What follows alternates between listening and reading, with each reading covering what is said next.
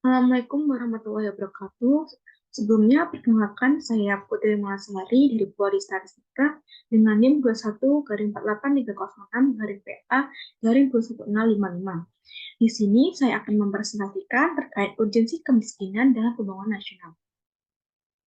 Sebelumnya, saya akan menjelaskan latar belakang terkait masalah ini. Di masa yang akan datang, masyarakat kita jelas akan menghadapi banyak perubahan sebagai akibat dari kemajuan yang telah dicapai dalam proses pembangunan sebelumnya. Hal ini didorong dengan adanya kemajuan ilmu pengetahuan dan teknologi serta pengaruh globalisasi. Pembangunan nasional Indonesia bertujuan untuk mewujudkan suatu masyarakat adil dan makmur, material dan spiritual berdasarkan Pancasila di dalam wadah negara kesatuan Republik Indonesia yang merdeka, berdaulat, dan bersatu dalam suasana kehidupan bangsa yang damai, tentram, tertib, dan dinamis, serta dalam lingkungan pergaulan hidup dunia yang merdeka, bersahabat, tertib, dan damai. Pada era masa kini, perencanaan pembangunan seolah-olah telah menjadi kegiatan utama yang sedang digalakkan oleh pemerintah, dengan tujuan lain yaitu untuk mencapai modernisasi. Adanya keinginan untuk membuat negara modern ini kemudian semakin digalakan kegiatan pembangunan. Bahkan, kegiatan dan konsep pembangunan ini kemudian diterapkan dalam berbagai hal, seperti pembangunan desa, pembangunan kota, pembangunan daerah, dan lain-lain. Maraknya kegiatan dan perencanaan pembangunan belum sepenuhnya mampu mesejahterakan bangsa dan negara. Dapat kita lihat bahwa hingga kini masalah kemiskinan belum bisa ditanggulangi dengan baik. Bahkan semakin maraknya pembangunan, semakin menambah dari kemiskinan di negeri ini. Permasalahannya, kemiskinan merupakan salah satu masalah serius dalam proses pembangunan nasional di Indonesia. Masalah ini seolah-olah tidak dapat dituntaskan secara serius, padahal upaya pemerintah telah memperkenalkan berbagai paket dan program yang melibatkan sejumlah pakar kemiskinan nasional dan internasional. Hakikatnya belum ada keberlanjutan atau sustainability sistem penanganan kemiskinan baik dalam satu rezim kekuasaan maupun pada saat peralihan rezim. Menurut laporan Badan Statistika atau BPS pada Maret 2022, ada sekitar 26,16 juta penduduk miskin di Indonesia, dan pada Maret tahun 2023 ada sekitar 25,9 juta penduduk miskin di Indonesia. Jumlah penduduk miskin tersebut terlihat mengalami penurunan tetapi belum signifikan. Namun jumlahnya saat ini masih lebih banyak, sekitar 2 juta orang dibanding sebelum pandemi. Menteri Keuangan Sri Mulyani pun menyatakan bahwa ada risiko kemiskinan meningkat di masa depan seiring dengan pertumbuhan jumlah penduduk Indonesia yang diproyeksikan mencapai 350 juta orang pada tahun 2045.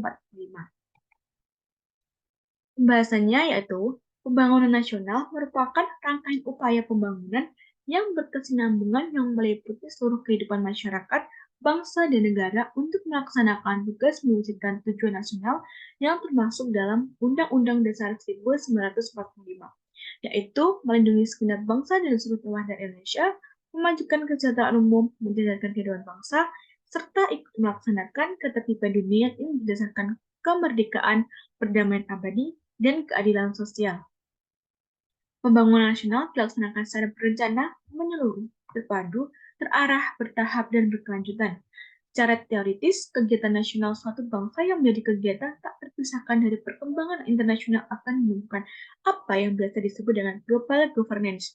Oleh karena itu, persoalan-persoalan ekonomi dan politik semakin suka dipecahkan dalam tingkat atau pola pikir negara bangsa. Menurut BPS dan Depos dalam Soeharto, kemiskinan merupakan sebuah kondisi yang berada di bawah garis nilai standar kebutuhan minimum, baik untuk makan dan non-makanan, yang disebut garis kemiskinan atau poverty line atau batas kemiskinan poverty threshold. Dari segi ekonomi, kemiskinan adalah kondisi yang ditandai oleh sebuah kekurangan pendidikan, keadaan kesehatan yang buruk, dan kekurangan transportasi yang dibutuhkan oleh masyarakat. Dari segi sosial psikologis, kemiskinan adalah kekurang jaringan dan struktur sosial yang mendukung dalam mendapatkan kesempatan-kesempatan peningkatan produktivitas. Nah, kemiskinan ini juga dipahami dalam berbagai cara. Pemahaman utamanya itu meliputi yang pertama, gambaran kekurangan materi yang biasanya mencakup kebutuhan pangan sehari-hari, sandang, perumahan, dan pelayanan kesehatan. Kemiskinan dalam arti ini dipahami sebagai situasi kelangkaan barang-barang dan pelayanan dasar. Yang kedua ada gambaran tentang kebutuhan sosial, termasuk keterpujian sosial, ketergantungan, dan ketidakmampuan untuk partisipasi dalam masyarakat. Hal ini termasuk pendidikan dan informasi. Keterkecilan sosial biasanya dibedakan dari kemiskinan, karena hal ini mencakup masalah-masalah politik dan moral dan tidak dibatasi pada bidang ekonomi saja. Dan yang untuk ketiga, gambaran tentang kurangnya penghasilan dan kekayaan yang memadai. Makna memadai di sini sangat berbeda-beda melintasi bagian-bagian politik dan ekonomi di seluruh dunia. Selanjutnya ada beberapa penyebab kemiskinan, yaitu yang pertama, penyebab individual atau patologis yang melihat kemiskinan sebagai akibat dari perilaku, pilihan, atau kemampuan dari orang miskin ini. Namun, lebih tepatnya terletak pada perbedaan kualitas sumber daya manusia dan perbedaan akses modal. Yang kedua, penyebab keluarga yang menghubungkan kemiskinan dengan pendidikan keluarga. Ketiga, penyebab agensi yang melihat kemiskinan sebagai akibat dari aksi orang lain termasuk perang, pemerintah, dan ekonomi. Dan yang keempat, penyebab struktural sosial penyebab struktural yang memberikan alasan bahwa kemiskinan merupakan hasil dari struktur sosial dan kebijakan pemerintah. Kebijakan dalam negeri seringkali dipengaruhi oleh kebijakan dari luar negeri atau internasional, antara lain dari segi pendanaannya. Dan yang paling penting adalah ketidakmerataannya distribusi pendapatan yang dirasakan oleh pemerintah. Nah, berikut ini akan diberikan beberapa solusi yang terkait dengan dunia pendidikan yang sedang saya tekuni, yaitu bidang statistika. Yang pertama, adanya pengukuran kemiskinan. Statistika digunakan untuk mengukur dan memantau tingkat kemiskinan dalam suatu negara. Statistika ini membantu pemerintah dalam mengidentifikasi daerah-daerah yang paling terdampak dan kelompok-kelompok yang rentan terhadap kemiskinan dengan melihat akuratan data. Yang kedua ada penyusunan profil kemiskinan. Data statistika dapat digunakan untuk membuat profil kemiskinan yang lebih mendalam, termasuk penyebab kemiskinan, gejala yang berkaitan, dan dampaknya kepada masyarakat. Ini akan membantu dalam merancang kebijakan yang lebih efektif. Yang ketiga yaitu pemodelan tren kemiskinan. Membangun model peramalan berbasis data historis yang memberikan peramalan kemiskinan di masa yang akan datang. Model ini dapat digunakan untuk mengidentifikasi tren jangka panjang dan mengukur bagaimana dampak berbagai kebijakan pada tingkat kemiskinan. Yang keempat, monitoring dan evaluasi berkelanjutan. Melakukan pemantauan dan evaluasi berkelanjutan terhadap program-program yang ditujukan untuk mengurangi kemiskinan. Data statistik kemungkinan pemantauan dampak program secara berkala. Yang kelima, program bantuan berbasis data.